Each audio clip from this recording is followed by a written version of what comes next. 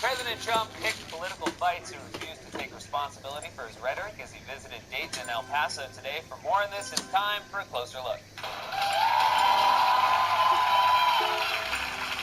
After 4 years of spewing racist and anti-immigrant vitriol, Trump managed to tepidly read a script from a teleprompter on Monday condemning bigotry. Of course, we all know by now that when Trump reads something from a teleprompter, he doesn't actually mean it. More often than not, it's the first time he's even seeing it. 10,000 known or suspected gang members, controlled by large donors.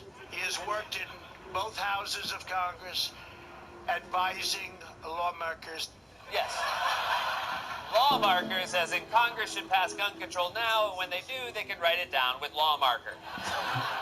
I have a feeling Trump doesn't even read these speeches first. You can tell because he does this thing where he reads a line and then he reacts to it in real time. We know that our nation was founded by farmers. Our independence was won by farmers. Our continent was tamed by farmers. So true. I mean, it's like your mom reading her fortune cookie at dinner. A faithful friend is a strong defense. So true.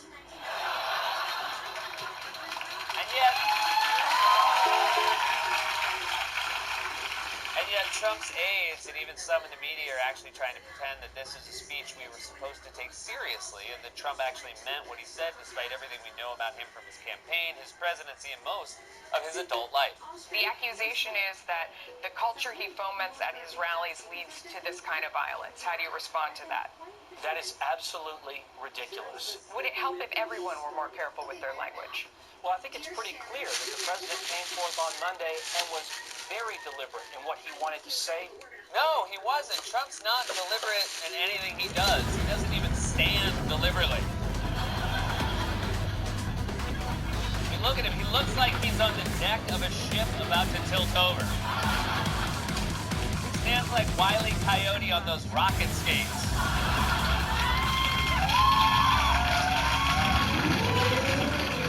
Looks like he's posing with Jack on the bow of the Titanic. Not only was he not deliberate about what he said, he didn't even get the name of one of the cities right when he, of course, said Toledo, even though the teleprompter said Texas and Ohio. Now, today Trump visited El Paso and Dayton, where he was greeted by protesters, and earlier this week, ahead of his visit, the mayor of Dayton offered this response to Trump's mistake. He said sometime this week. I mean, I've heard that he's coming Wednesday, but I've not gotten a call. And you know, I'm going to Toledo. But honestly, maybe that's our best hope here. Trump accidentally goes to Toledo, gets lost, and spends the rest of his life as the announcer for the Mudheads. Anderson comes into the game batting to his name suit. In fact, Trump is once again back to his own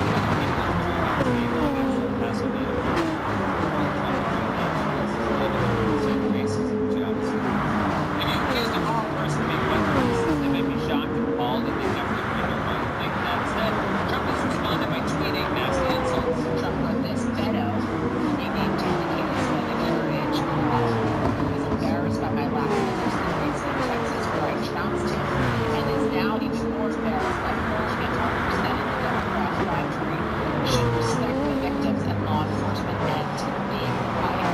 Okay, first of all, you don't get to call him an insane scream mocking his name and his standing in the polls with respect to victims to be quiet. That's like if a librarian got up and screamed, "Everyone keep your voices down!" Second, you should be quiet.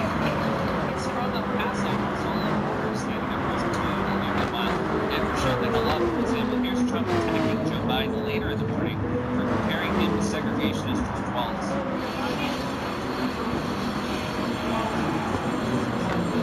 Well, you know, Joe is a pretty incompetent guy. I've watched his interviews, I've watched what he said and how he said it.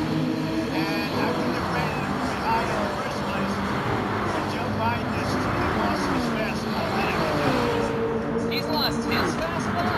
I'm sorry, but you don't get to criticize someone else's fastball when immediately after that question you wander off, forget that your wife is standing off camera, and then just stand there awkwardly in front of the cameras while you wait for her.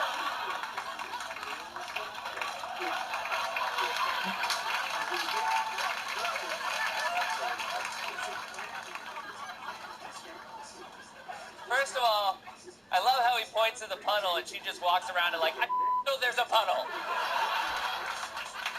Second, why is this move when he gets lost to just stand completely still in front of the camera? Does he not know we can still see him?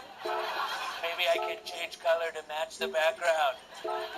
Be green! In that same Q&A, Trump also refused to take any responsibility whatsoever for his racist anti-immigrant rhetoric and was asked about the rise of white supremacy. Now, just last month, Trump's own FBI director said the FBI had recorded about 100 domestic terrorism arrests and that many investigations involve white supremacy. But when he was asked about it, Trump made this vague comment where he lumped together what he generally called any group of hate.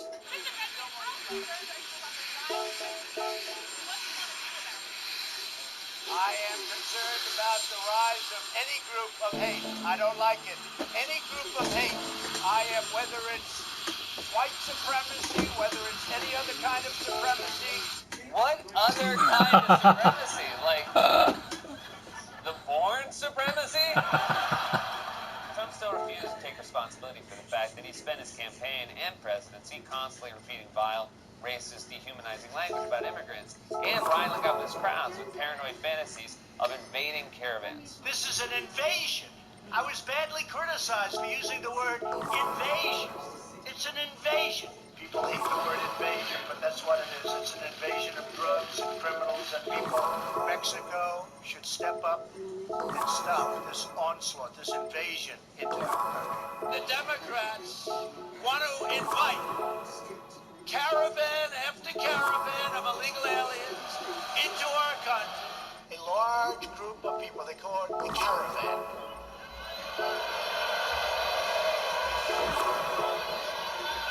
Do you know how the caravan started? Does everybody know what this means?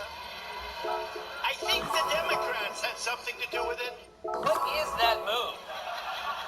He looks like one of those guys handing out free CDs in Times Square. Check out my albums. Now that's what I call racism. Anyone with any attention at all can see what Trump is doing. He's been inciting and promoting racism by using dehumanizing language about desperate migrants seeking asylum, whipping his crowds into a racist, paranoid frenzy, and yet his allies on Fox News continue to insist that the language Trump uses, language echoed by white supremacists, is not racist. Here's Fox and Friends host Brian Kilmeade trying to make that argument yesterday. When you have over 110,000 people coming a month, over 1 million last year, and then well over 1 million this year, if you use the term as an invasion, that's not anti-Hispanic, it's a fact. If the Russians were coming through Alaska, through Canada, the president would be using the same language. First of all, yes, it is racist. Second, no, Trump would not use the same language if it was Russians. He'd probably be out there to greet them like a limo driver at the airport. Also, let me just say, in your hypothetical scenario, if there were refugees from Russia or anywhere else fleeing poverty and violence and seeking asylum, they should be treated humanely and with compassion just like anyone else. Using a different country doesn't help your argument. It just makes you sound like even more of an ass. It's like if your uncle called you a dick at Thanksgiving and then said, so what? I said the same thing about your dad. Then Kilmeade kept going, also trying to defend the president's use of the word infestation, another racist trope, but he couldn't seem to get the words out of his mouth. People want to look at the words infested, or and look at what the president's saying. Whoa, never a good sign when you're less eloquent than teleprompter Trump. The president and his allies don't think he has any responsibility at all for the racist language he's used against immigrants who are now the targets of white supremacist violence. Then what about guns? Are Republicans at least any more willing to tackle the gun violence epidemic in this country? Well, yesterday on Fox, Pennsylvania Senator Pat Toomey said he's against regulating military-style assault weapons because they are, and this is his actual reason, popular. You know, guns that are described as assault weapons are almost invariably no more powerful than ordinary hunting rifles. They look different. You know, they're painted black and they've got features that an ordinary hunting rifle doesn't have, but they're no more lethal. And What about magazine size? and they're extremely popular. And so to ban an extremely popular firearm, I'm not going to support that. You won't ban them because they're popular. You know what else is popular? Drugs. Like, all the drugs. They're all. Are you in favor of making all drugs legal too? Because if you are, I would like whatever Brian Kilmeade is smoking. Infested. Hey, you guys, you know what's a funny word?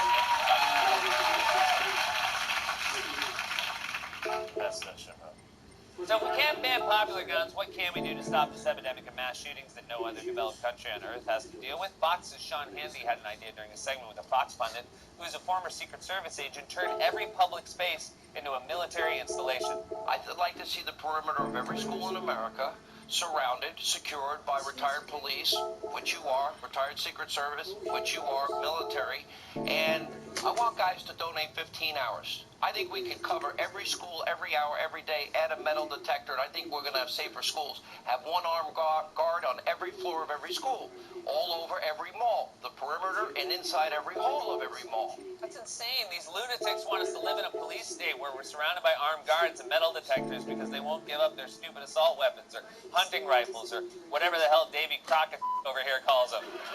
The bottom line here is that the president refused to take responsibility for the racist, anti-immigrant vitriol he and his favorite right-wing media outlets use all the time. And on top of that, they're blocking common-sense gun safety measures we know work in other developed countries. These are simple facts, or as the president would say, they're So true. This has been a closer look.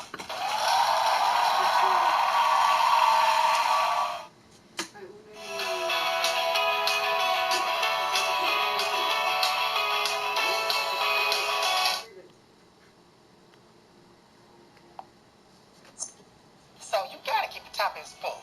Okay, got it. I'm on top of that. You gonna fit in just fine here. Hey, something? That might be your picture. Oh, Employee of the Year. When does she work? What? I was just wondering when she worked. Girl, it's me. Oh. Congrats. Now here's the best part about working at a yellow shop is you get all the free formula you want. And you can't believe how delicious it is. And also third free. Thank God, because my boyfriend, he just got back from his tour in Afghanistan, and he's coming here to pick me up. He should be here in a minute. I haven't seen him in a year. A whole year, you say? Mm-hmm. Have some. I'm good. Now, if you need an extra shirt or anything, they're going to be in there because these things are shredded. Uh-huh. Okay, you want to? I can't get enough of this stuff. I mean, you should have some. It's free. No, I'm okay. I'll have some later. Come on, girl. It's not free. Hi, hey. Just got back from Afghanistan. I'm here looking for my girlfriend, Latia.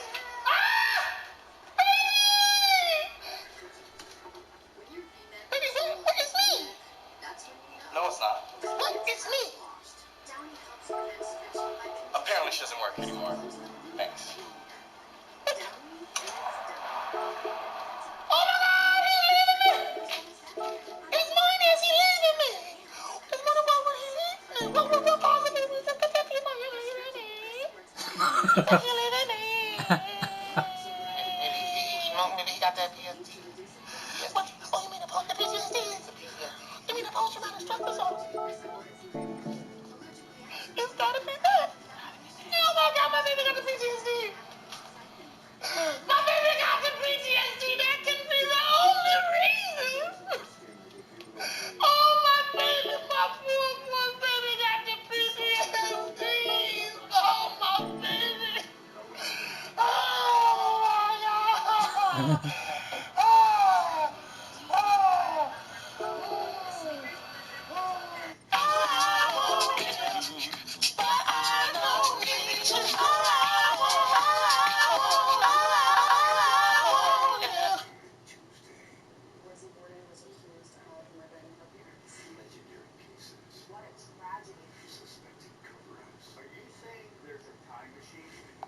This weekend's tragedies seem to have motivated lawmakers in D.C.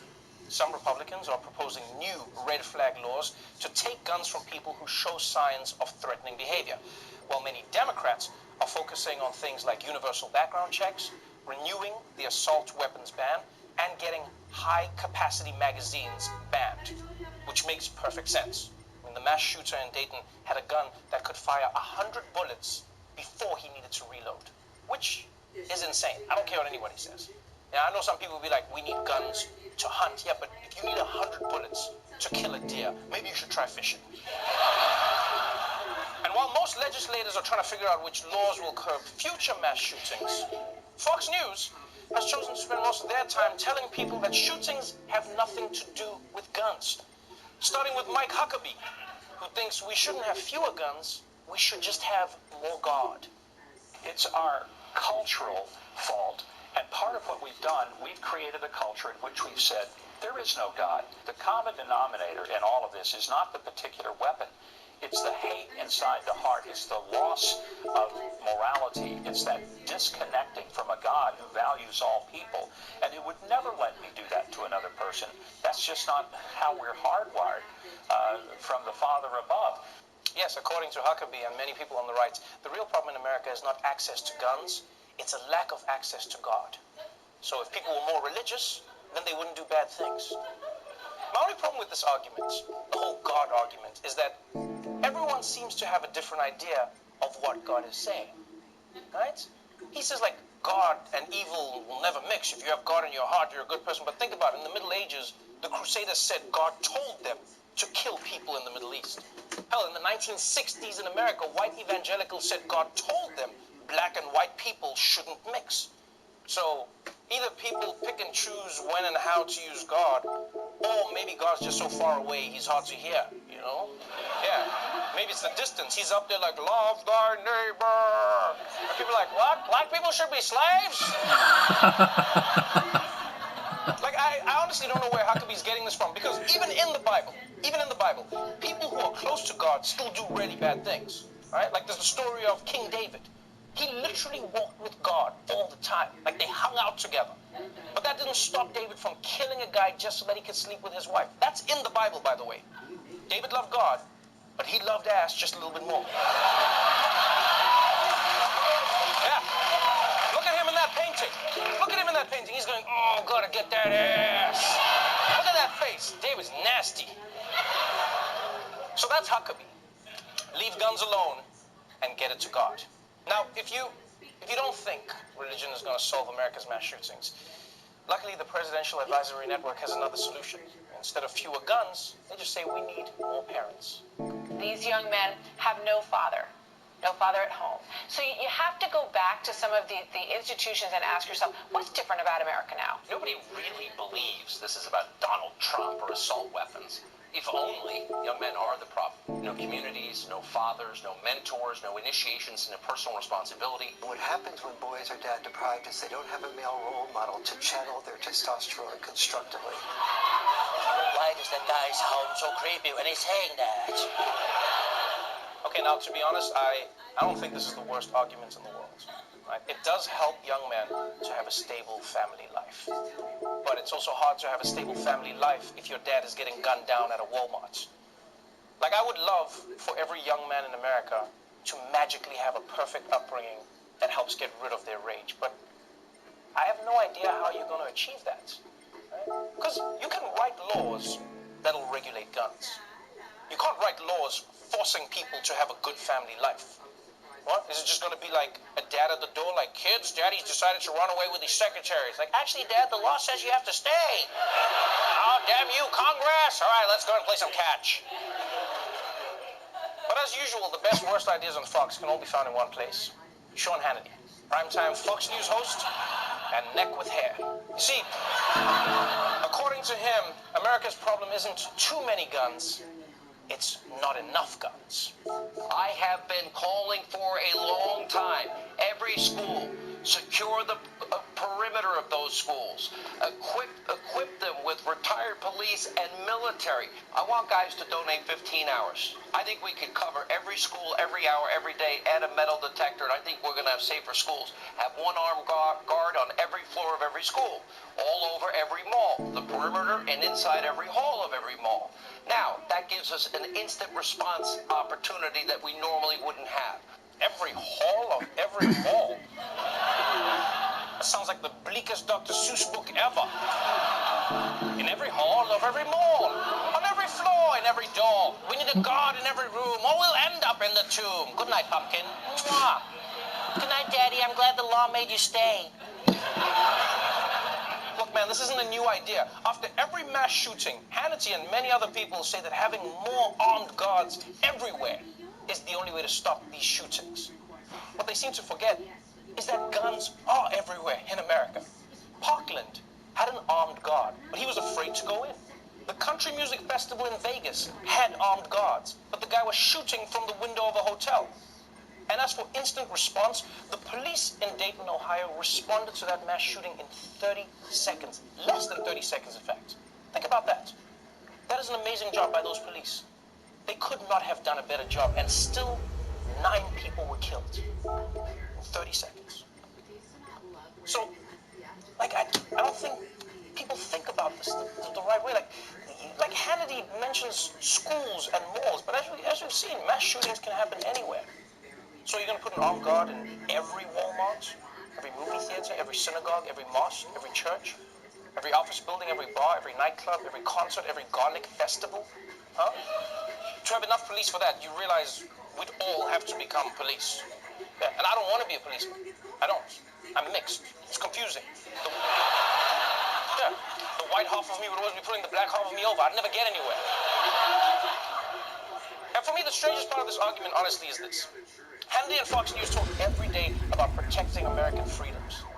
But if everyone in America is forced to live in a world of perimeter fences, metal detectors, and armed guards in every hall, then it starts to feel like society is living in a prison, and the only thing that's free is the gun.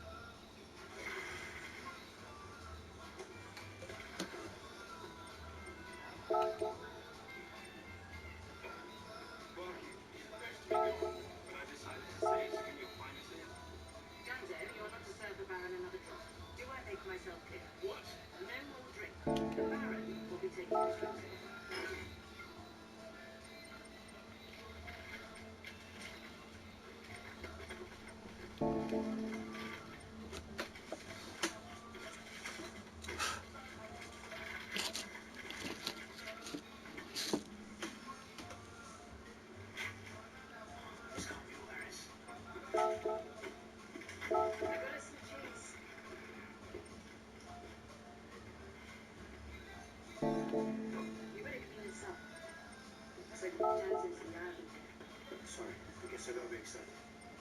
But look, that's something amazing. I always knew this was enough. Because he had it right here. Have you seen this before?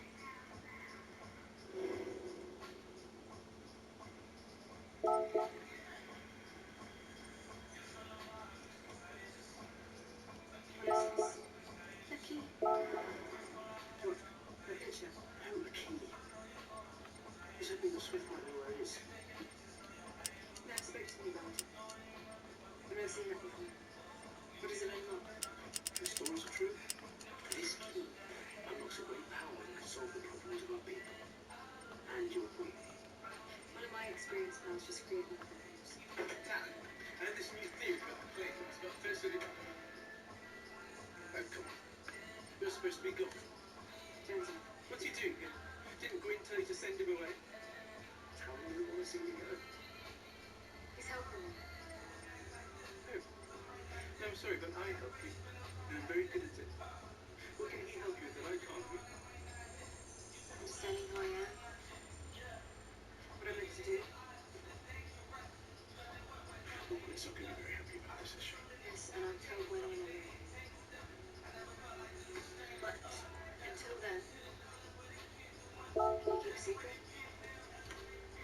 And this is manipulative and unfair.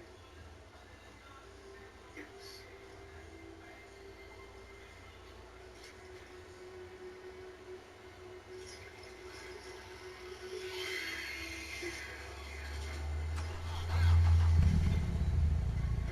I waited in the garden. Just let me up.